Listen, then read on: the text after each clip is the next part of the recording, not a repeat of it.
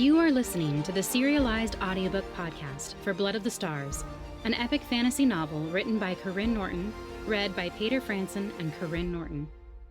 If you can't wait to listen to the whole audiobook, or if you want a signed physical copy, go to karynnorton.com/shop to get the lowest cost by buying direct. You can also find the audiobook on Audible, Barnes & Noble, and other standard retailers. Please enjoy the next installment of Blood of the Stars by Karyne Norton.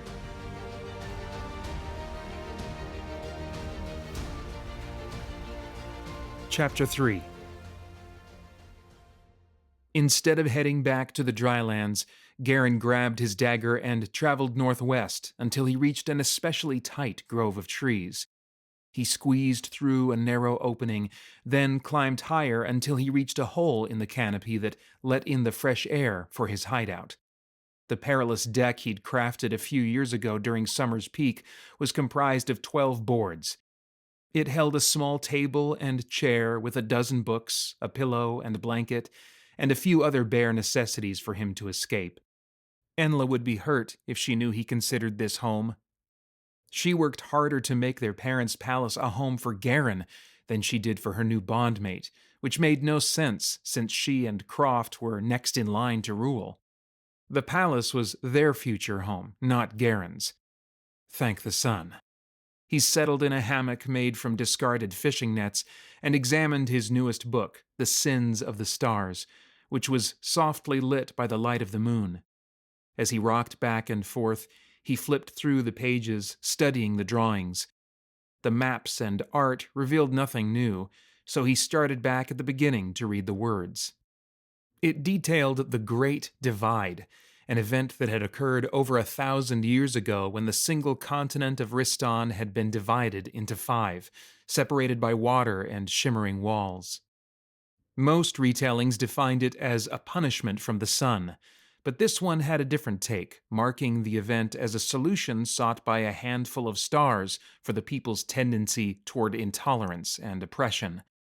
The unusual intervention had been led by a star named Sheen, a name Karyne had never seen anywhere else in holy literature. Karyne snorted. If all that were true, the rebellious stars had fixed nothing.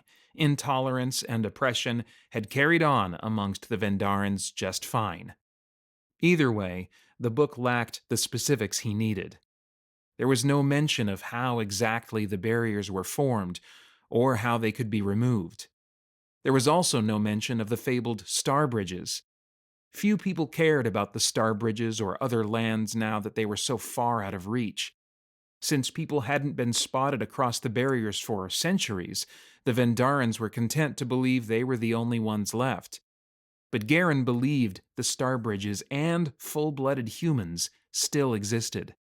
His entire crew had turned last year's sighting into a ghost story, but he held on to the truth. He'd seen a ship full of humans across the barrier. If people still lived in the other lands, Daisy could still be alive, just out of reach. He had to hold on to that truth. It was his last hope of finding her. He frowned as he reached the end of the book with no new information, and then he slammed the book shut. The holy stars danced above, their joy as they flitted amongst the static stars, mocking his frustration. "Where are you, Daisy?" he murmured. He turned to the beginning of the book for one last scan, and his eyes fell on handwritten notes on the inside cover.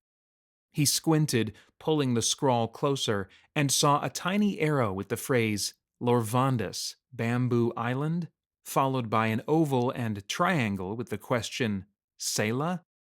A miniature sword or knife with the word Falls, and a circle with Amranas completed the odd collection of words and images. He frowned and tossed the book on his table. A few birds flew from the nearest trees, startled by the noise. When Karyne stilled, his senses tuned into something he'd missed when he'd been distracted by the book. Someone had been here today. The books he'd left scattered on the desk now had an order to them, a purpose. Traces of magic lingered in stronger ways than those left by the monkeys and birds he often shooed away. He drew energy from his blood, sending it through the swamp, waiting for it to tune in to the memories of whoever had been here before, and looking for the magic's source. Strangely, no memories appeared, as if the person had known his spoke on the wheel of magic and purposely blocked him. He crept down from his hideout, warily leaping from root to root. Instead of tuning in with his noetic spoke, he stuck to the basics, the hub of the wheel of magic, and drew more energy out from his blood to alter his strength and agility to easily maneuver through the mangrove trees. He could practically hear his progeny mentors lecturing him about not draining his power source during the night. A starlock only takes one so far, and the stars are just as dependent on the sun as we are. As he drew closer to the edge of the swamp, where the wetlands met the royal grounds, the traces of magic dimmed, becoming like trails of stardust. He concentrated so hard on the residue as he swung around a mangrove that he nearly smacked into a pale gold blur of gauze before realizing it was Enla. He caught a branch with his right hand, but still had to bring his left around Enla to steady them both instead of knocking her over. Enla sucked in a breath, then patted her short hair, the tiny walnut braids lining her head still perfectly in place. Mother and Father noticed your absence. You couldn't wait to go on your silly adventures until after they turned in for the night? Her eyes narrowed, and the silver starlock shifted a fraction on her forehead, the heart leaning to the left. She shoved his arm away and took a delicate step back, her effort wasted since her slippers and gown were already soaked with mud. She lifted a hand to her nose, likely trying to block out the sulphurous stench. What are you doing out here anyway? Nothing the future queen would approve of. He grinned and glanced behind her, tuning in for any guards. She'd come alone. How did you find me? Guilt replaced anger on her face, making him wary. We talked about boundaries, Enla. I don't tune into your memories, and you don't sift my soul's future. Father made me. She spat the words out, her anger back full force. You're lucky I told him you snuck off with Lenda. Even luckier that she was willing to cover for you after you abandoned her at the party. He rubbed the dark scar on his palm when it twinged. It's a wonder Father believed me. You've completely ignored her since your childhood ceremony. Enla's dry tone used to make him grin, but now it meant she'd lost her temper enough to slip out of her pretentious royal act. Karyne stepped past her, over mangrove roots, working his way toward drier ground that would lead them back to the palace. You're one to talk. It's not like you and Croft have become best friends. Have you even set a date for your wedding? Her breath hitched as though his pace was too fast, but her words only made him march faster.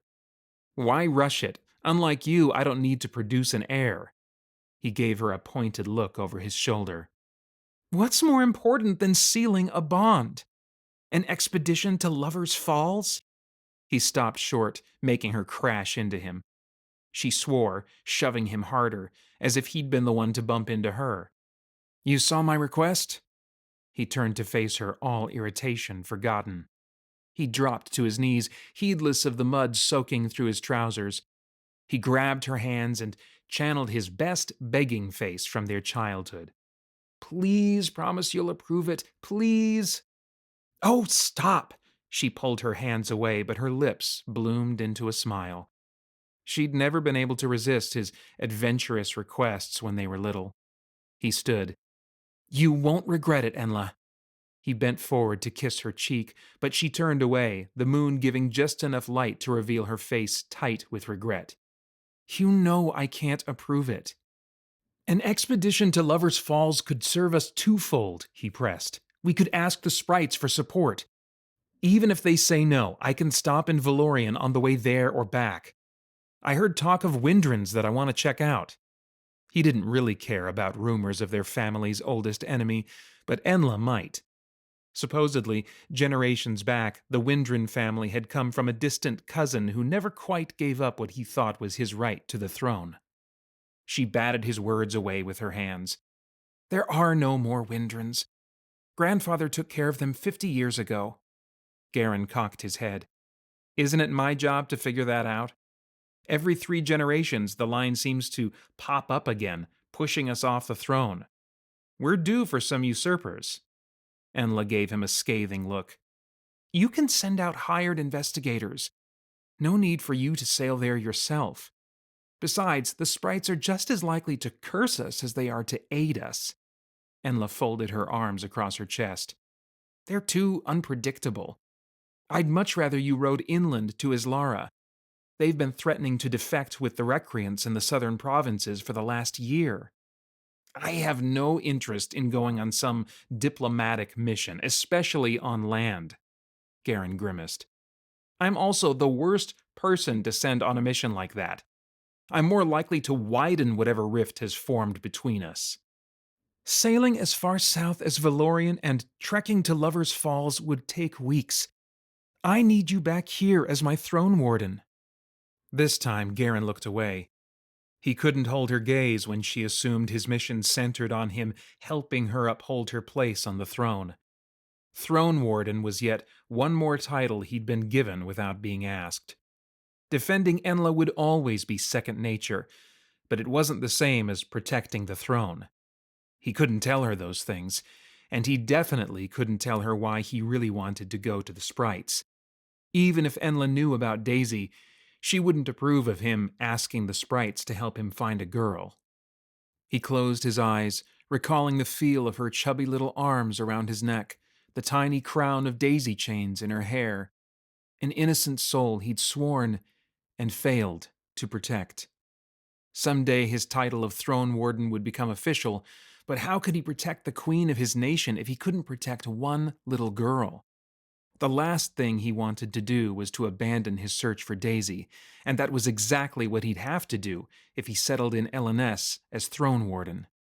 Before he could come up with a decent argument for taking his voyage, a burst of light shot through the night sky. They both paused, their focus swinging left to right to follow the trail of stardust. Karyne sent an automatic prayer to the sun on behalf of the progeny who'd either received a starlock or recently died. The sight was both sobering and inspiring, and Karyne's starlock burned warm against his chest, knocking all the fight out of him. Enla sighed, placing a hand over her starlock, and she gave him a sheepish smile. Her eyes were a perfect match for their mother's, a blue so deep it could only be caught in certain skies or seas. So were Karyne's, but that was where the similarities ended. He was tall like their father, his bulk from days at sea the forerunner to the paunch he'd probably inherit from his father, whereas Enla had gained their mother's short and slim frame. His skin, which had always been darker than hers, almost had the warm brown hue of the southern Vendarans after his time at sea, and hers seemed even paler with the additional council meetings these last moons. It wasn't worth adding to her stress. Not when they'd never come to an agreement anyway. The croak of frogs and the chirp of crickets were the only sounds in the night as they resumed their walk past the hedge wall and through the side gate. Magnolia and gardenia scents replaced the sulfur lingering in Karyne's nose, but he still longed for the salty wind of the sea. The guards nodded at Enla and Karyne's approach, their darting eyes the only hint at their surprise. Tomorrow, the king and queen would be sure to hear about Enla and Karyne's excursion sans guards, and Karyne would likely have extra attendance for the following moon. I still expect you up with the sun's morn to weigh in at the council meeting, Enla said as they took the stairs to the side door. He made a face, earning him a light tap from her fist against his jaw. A second pair of guards opened the door, giving the siblings another set of curious glances. When the door shut behind them, firelight from the hall sconces lit up Enla's eyes, and they paused where their paths through the palace diverged. If you can't learn to love the council, she said, at least learn to hide your thoughts. Father never had to. They both grinned, and the memory of the king's face turning a deep purple over the council matters he found so trivial sprang to Karyne's mind. It was the one way he and his father saw eye to eye. See you at the sun's morn, Karyne promised, the lie tightening his throat as he planted a kiss on the top of Enla's hair. She headed toward her rooms, seemingly satisfied, even though if she used her pneumatic spoke to sift through the future of his soul, she'd see it wasn't true. He didn't want to plan the trip to Lover's Falls behind Enla's back, but he had to go, with or without her permission. It was his best chance at finding Daisy, which meant tomorrow he'd have to prepare star speed if he wanted to be on the seas within a quarter moon.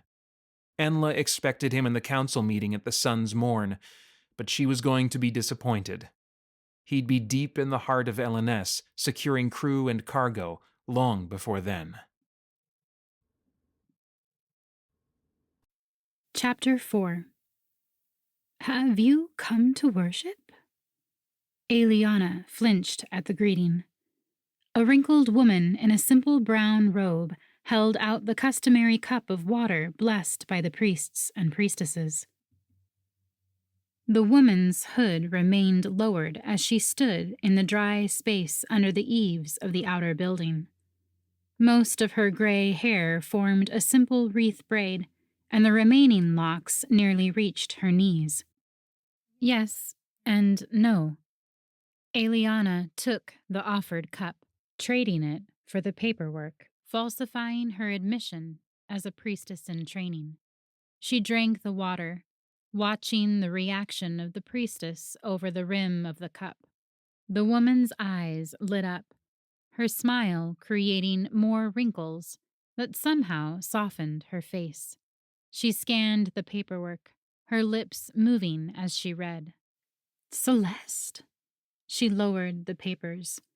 What a beautiful name. Are you from the southern provinces? Eastern. Who knew where the other girl had been from?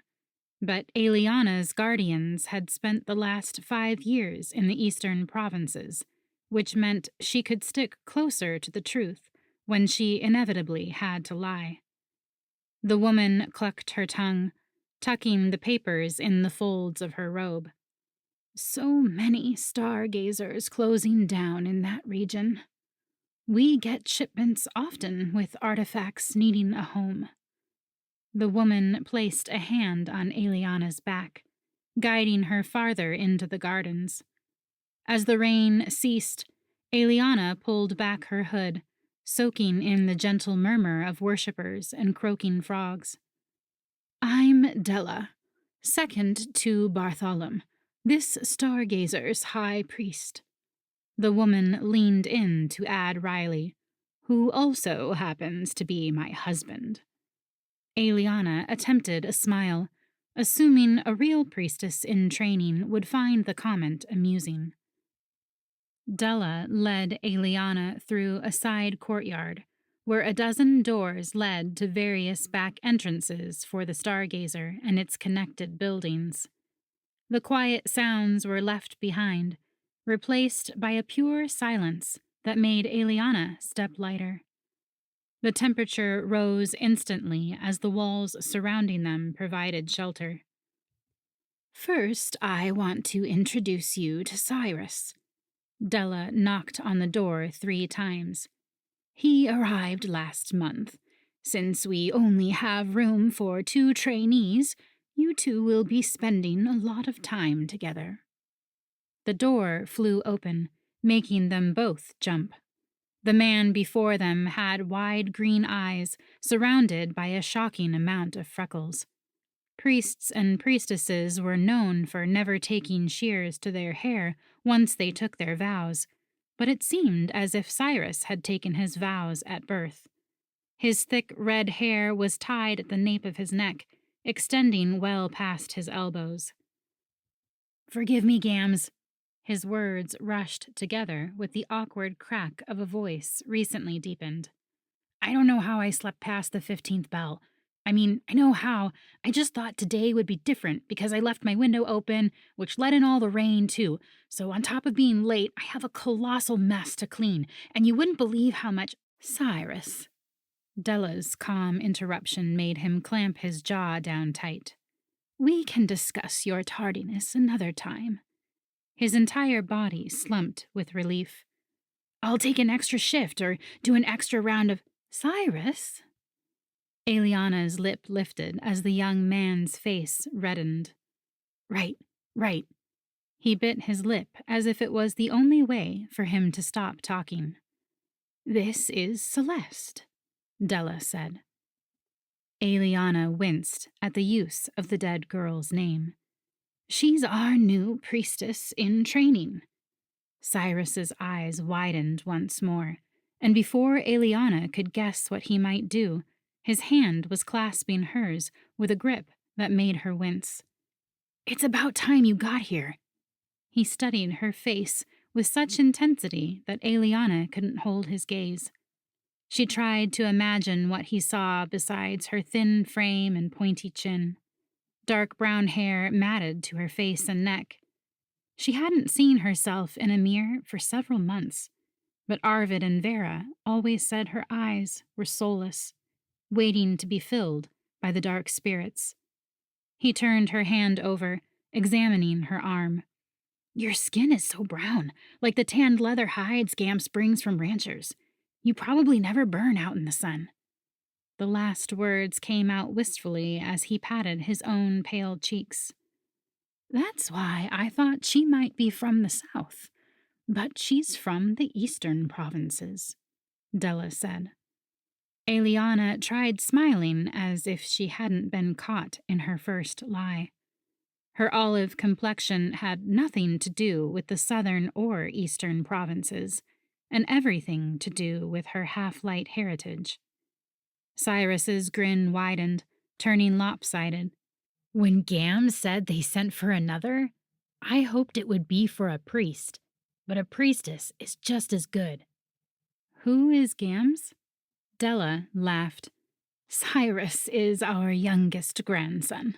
I was meant to be Grams, but he had a speech impediment, and by the time he outgrew it, the name had stuck. As Della spoke, Cyrus's light blush turned a deep shade of red.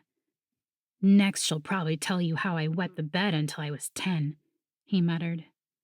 Della's eyebrows rose. There's no need for me to spill your secrets.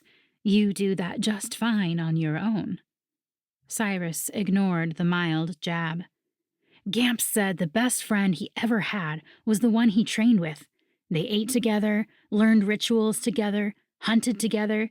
They spent every waking moment side by side. He grinned at Eliana. That will be us. His words stirred a deep longing in her. Before her blood revealed its power, Arvid and Vera had let her spend countless hours in stargazers across the country. The priests and priestesses she'd met had been distant holy figures, occasionally a temporary parental figure. None of them had offered friendship. If Cyrus knew who she was, what she was, he might not be so eager. Don't scare her off on day one, Della said. I have a good feeling about her. Eliana swallowed hard, tuning out the farewells as Della led her toward another room. She wanted to return Cyrus's excitement, to share Della's confidence, but they spoke in terms of years, and she only had 2 weeks. The only feeling she had was that her blood would likely be the cause of their deaths. I'm sorry we don't have a bigger room for you, but at least it's your own. Della gestured to a straw mattress and shelf, empty except for a stack of bedding. There was space on either side for Eliana to walk, but little else. Eliana held out her bag. I don't have much, so it's perfect. You're welcome to join us for worship, but I understand if you're not ready until tomorrow. Della held back a yawn as she spoke. Most of us rest between the 11th and 13th bell, just before dinner and the sun's sleep, which is when the worshippers first start coming. Then we take our full sleep around the 21st bell, once the worshippers have gone. Working through the night and sleeping through the day will take some getting used to. but it's for the stars' glory." Eliana smiled, but her heart pounded as she calculated her best opportunities to hunt for the golden arrow. "The journey has been long, so I might rest now if that's all right. Start my duties tomorrow?" "Of course, dear. There's a washroom in the next building over, shared by all the priestesses. Rest well, and may you always be blessed by the stars." Della wrapped an arm around Eliana's shoulders and squeezed her in a side hug. Eliana flinched. Her guardians only touched her when they wanted blood. After Della left, Eliana unpacked Celeste's few belongings, her nausea intensifying as she placed each one on the shelf. She settled on the mattress, not bothering to change clothes. The small window was too high for anyone to see in, but it allowed her to glimpse the quarter moon among the dancing stars. Despite her exhaustion, she didn't sleep well. Visions of the dead girl filled her dreams, the horror of her buried body a mere 100 feet away, almost palpable. If she wanted to search for the arrow while the others slept, Eliana needed to be up before the first bell, with the sun's morn. Her body remained tense, as if falling in too deep of a sleep would make her miss her chance. When the moon was no longer visible through her window, Eliana rose, stretching out her anxious muscles. She stood on tiptoe, then gave up and perched on the bed, peeking out the window. The grounds were empty save a single priest. He ambled over to the gate, locked it up, then returned, disappearing through the door of another building like hers. She counted to 300 without seeing any more movement, then pulled open her door with a soft click of the handle. She passed the washroom, hoping she could pretend ignorance of its location amidst all the uniform stone buildings. When she glanced back, she squinted at the line of wooden doors. She might actually have trouble remembering which room was hers when she returned. A bird screeched in a nearby tree, and Eliana instinctively dropped to her knees. The thump in her chest was almost painful with its ratcheting speed, but silence settled in the courtyard once more. When the frogs resumed their croaks, Eliana ran to the stargazer. It was locked. Not willing to give up, she started in the outer buildings. After 2 bells of tearing apart and reassembling the kitchen and pantry, she had nothing to show except dark gray bags under her eyes. As the 4th bell approached, she knew she had to give up or get caught by the others rising for the day. She headed for her room, nearly tripping over her feet, then hesitated before the bedroom doors, bleary-eyed and uncertain. When footsteps sounded behind her, she jumped, but it was only Della rounding the corner to the courtyard. Della sucked in a startled breath. "Oh, you're up already." She collected herself and smiled. "That's wonderful. We can get started on your first lesson." "Now? I thought priestly duties happened at night. Didn't you say you usually slept through the morning?" Della laughed. "Usually we sleep a little later than this, but whoever's up first starts the bread." "Bread?" Eliana frowned, her mind fuzzy from lack of sleep. Della eyed her strangely. "It takes a lot of bread to feed all the servants of the stars, plus extra for the beggars who find our gate. There are a dozen men and women living as priests and priestesses under these roofs. We live to serve the stars, but we still need to eat." She hooked an arm around Eliana's elbow, pulling her back toward the kitchens.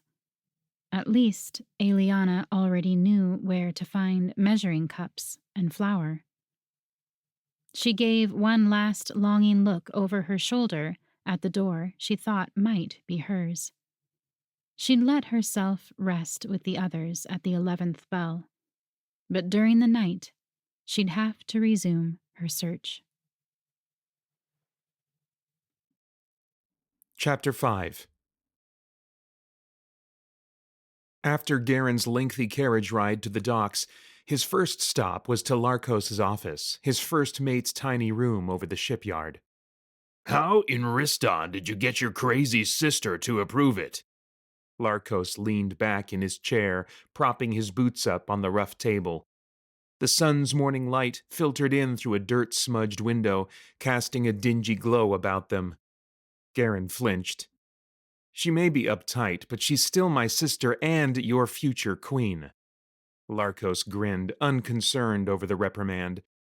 So she didn't approve it. The already tiny office felt smaller. I don't need her approval for everything I do. Ask for forgiveness instead of permission? Larkos's grin turned to a chuckle. As long as he got paid what he was promised, he seemed to find everything about their arrangement amusing. Most especially how Garen's role as prince conflicted with the older man's penchant for recreant ideals. Something like that, Garen mumbled. Larkos rubbed the stubble covering the lower half of his face, one of the rare bits of skin not already covered by his tattoos. His barrel chest and thick arms belied the agility he had on a ship, and he kept his black hair knotted at the nape of his neck. Most Vendarans kept their hair no longer than their shoulders, leaving the honor of long locks for the holy stars, who reflected the sun's glory. Larkos wasn't like most Vendarans. So, the older man said, we sneak out of harbor in the dead of night, aiming south for Valorian for a trade. Lover's Falls is several days' travel inland. How am I supposed to convince a dozen sailors to join our crew when their time on land might be longer than that at sea? Money. Garen folded his arms across his chest, prepared to start the bartering process. Larkos lowered his feet. You know, when you pay the men from the royal coffers, instead of giving them shares from that voyage's trade, they're less motivated to do well. Plus, it's a slap in the face after all your talk about favoring democracy. Garen frowned. This was not the direction he'd thought the conversation was going. I can't exactly change things overnight. He didn't mind talk about dissolving the throne. Leadership didn't need crowns or bonded bloodlines involved. But he also didn't know how those things were supposed to change without war or harm to his family, two things he could never support. Let's start with one thing at a time. Garen pulled several notes out of his pocket, slapping them down on the table. I'll pay the men from the royal coffers, and they can use it to spread their ideas of democracy. Larkos reached for the notes, counting them out. I'm just saying you're going to need to take some action soon if you want the recreants you've wooed, including your crew, to continue believing in you. For the last year, you've walked a fine line, and now the men are anxious to see you do more than talk. You're halfway to being a recreant, but as long as you live off the taxes your family collects, you're still holding on to your old ways as a loyalist. The advantages and disadvantages of Garen's position danced in front of him. The recreants had been fighting for democracy since before he was born, which meant he'd had to prove himself to them instead of the other way around. As a part of the royal family, it was assumed he was a loyalist. Was he loyal to his family? Of course. Was he loyal to the throne? That was where things got a bit more complicated. I know, Garen admitted. Larkos's gaze flicked to him in surprise. I'm just not sure what to do about it. Garen stood, his chair legs scraping against the wood floor. To his relief, Larkos let the topic drop. In half a moon? His first mate asked. Or less. A week, if possible. Garen stuck out a hand, gripping Larkos's forearm. Even that might be too long. Enla will find reason to keep me here. Sailors are superstitious. I can't guarantee many of the men will follow you through to Lover's Falls. Larkos said the words without apology, the statement more of a fact than a dig at the quality of men on their ship. I don't expect them to.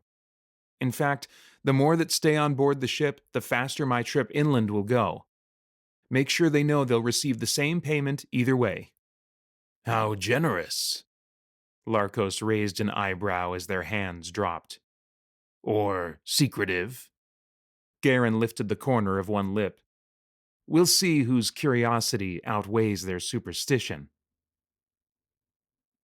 By the time Garen's carriage brought him back to the palace's sprawling estate, the sun was past its peak and his stomach growled.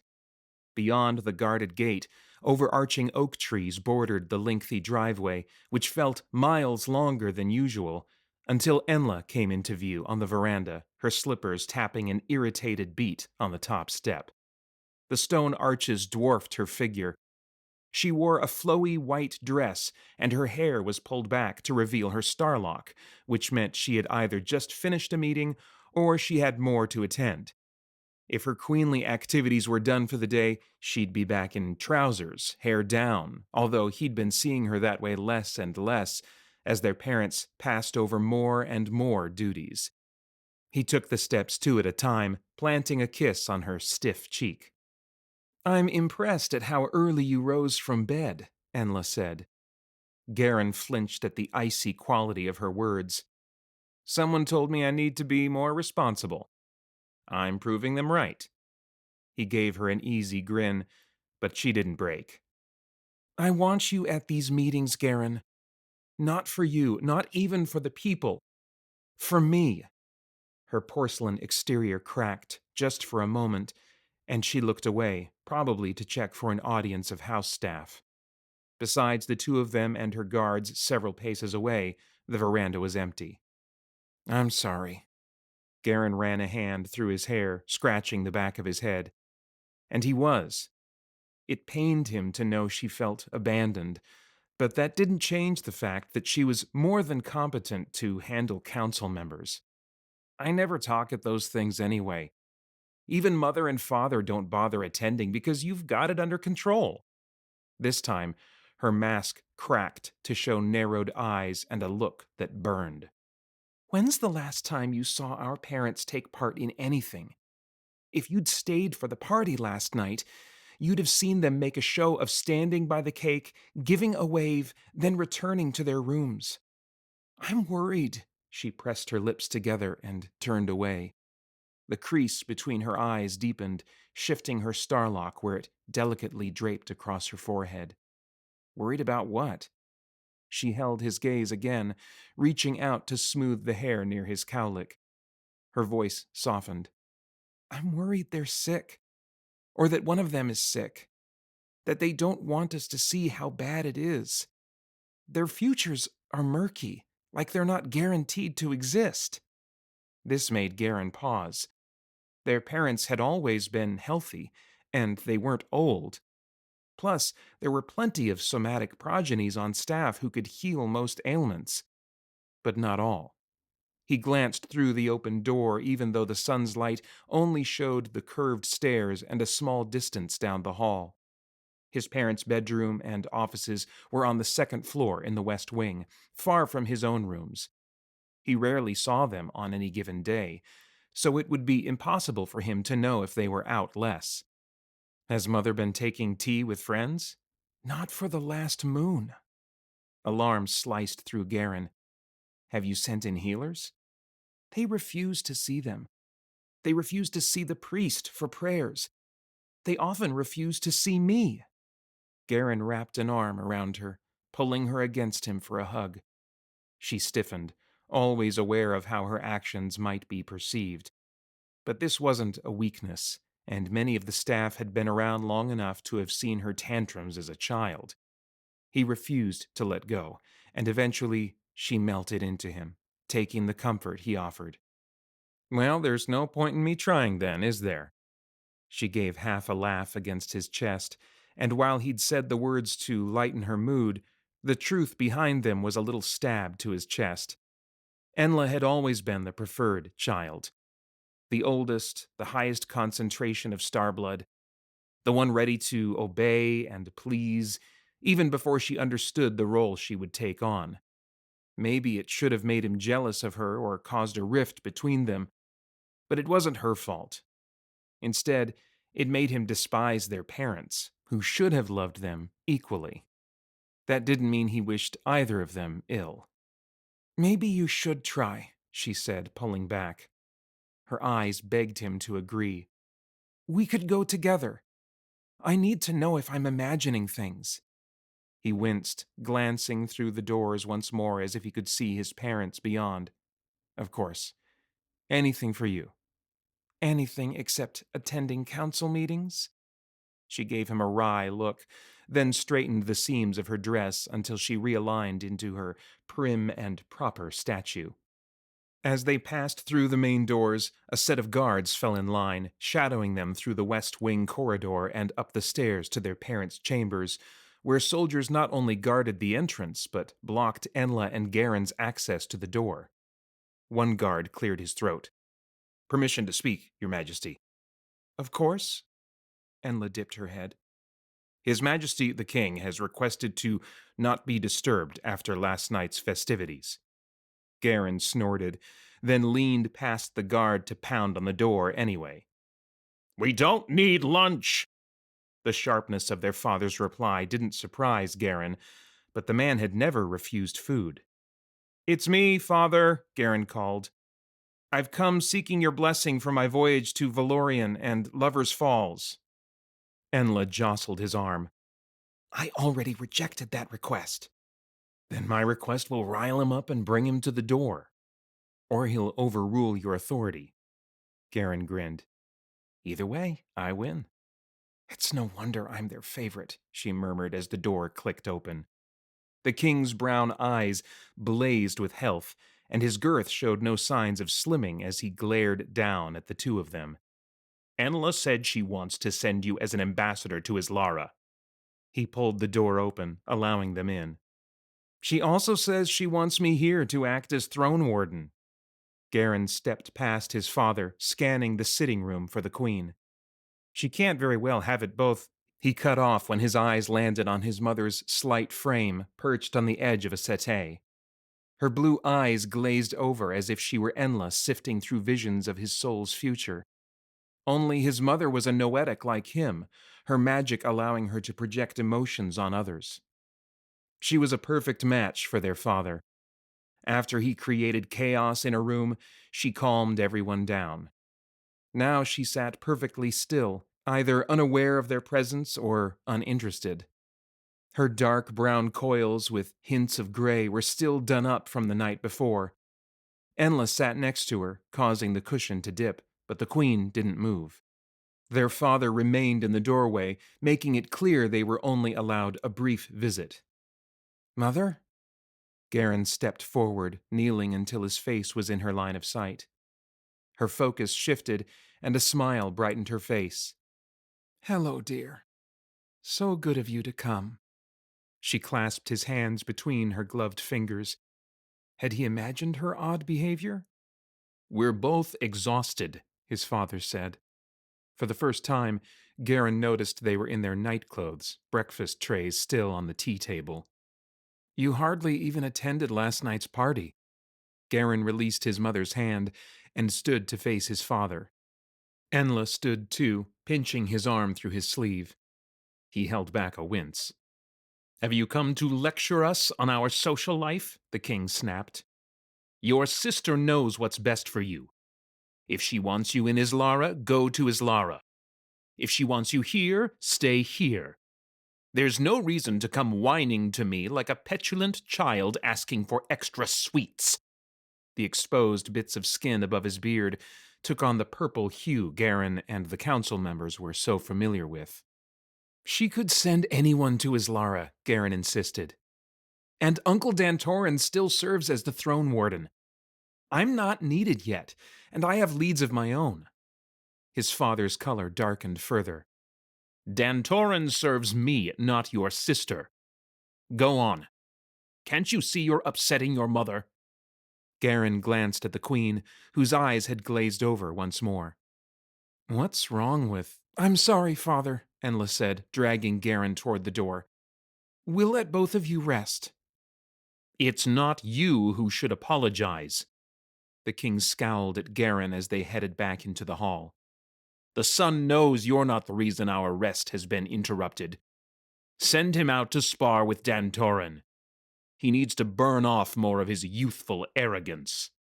The door slammed shut, cutting off any reply Karyne might have had. His father's rejection had been filled with the passive-aggressive statements he expected, but there was an unusually blatant bite that delved too close to Karyne's heart. Why did his father always blame him? Why did he always see Karyne as the plague on their family? His chest burned with the battle cry held within. Well, father seems to be doing fine. "Is that how you test his health?" Enla asked. "Push him until he snaps?" "That's pushing? Showing up and asking a question is pushing? I'm surprised he didn't break my arm to keep me from sailing." It wouldn't have been the first time their father had used his destructive somatic skills for discipline. All 4 guards stared straight ahead, avoiding eye contact. Enla turned her back on Karyne, walking away. She hadn't been wrong about their mother seeming sick. "Maybe I can find some of that red bush tea Mother likes when I make port in Valorian. On the way to Lover's Falls," Karyne offered as he followed. "I have not approved that voyage," she threw over her shoulder. "It's too far. We have too many important events in the coming moons. You're needed here." Her chin raised higher with each objection. He placed his hands on her shoulders, preventing her from walking away, then gently turned her to face him. He bent until they were eye level. "You have too many important events. You're needed here. I'm more useful out there." He waved a hand in the general direction of the city of LNS, the harbor, the rest of Vendaris, all the places and people he felt burdened to protect. In the back of his mind, he included all of Riston, but he couldn't include the lands on the other side of the barrier until that was breached, until he'd proven himself capable of protecting one little girl. "I'm better at observing, interacting, changing things with my hands," he continued. "What you do is valuable, but what I do has a different value. I want to protect all Vendarans, not just the House of LNS. I can't do that unless I learn more about them." Enla took a step back. "You should be here, courting Lenda, befriending the council members, wooing the nobles." Karyne shook his head, too spent to argue further. She'd never see things his way. Not unless he got her out in the world. She rarely left the walls of the palace, let alone the city of LNS. "Come with me," he begged. "We can discuss all the council matters you wish with the sea breeze in our hair and filling our lungs." The noise in her throat reminded him of a wild animal ready to charge. "Don't make me ground Starspeed." The abruptness of her threat left him speechless. "If I search your future, will I find you disobeying your eventual queen?" He frowned. "You might find me disagreeing with a selfish and obstinate sister." "Selfish?" All anger drained from her face, along with her color. "Everything I do is for the good of this land, our people. You don't even know everything I've had to give up." She scratched at her palm once more, the scar, not the new bonding mark.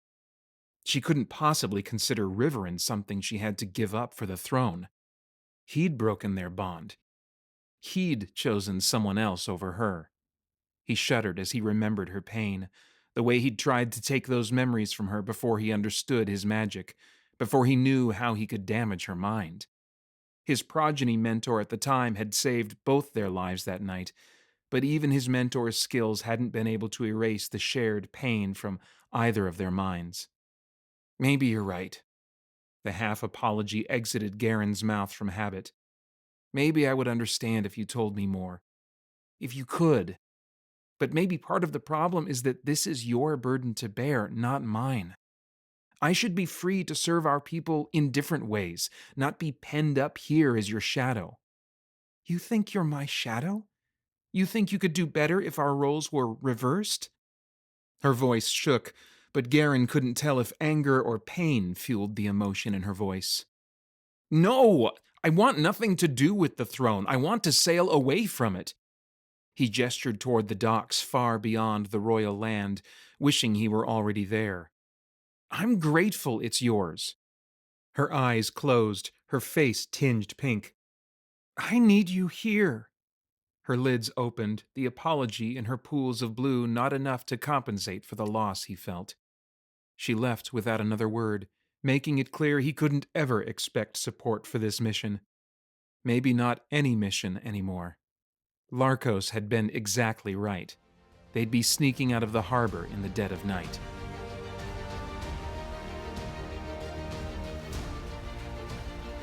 I hope you enjoyed listening to the latest installment of Blood of the Stars by Karyne Norton. If you enjoy listening to this narration, you might enjoy listening to the Finding Fantasy Reads podcast, where Paeter and I narrate fantasy short stories from a variety of authors to help you find your next favorite author. Check it out at findingfantasyreads.com. Thanks so much for listening.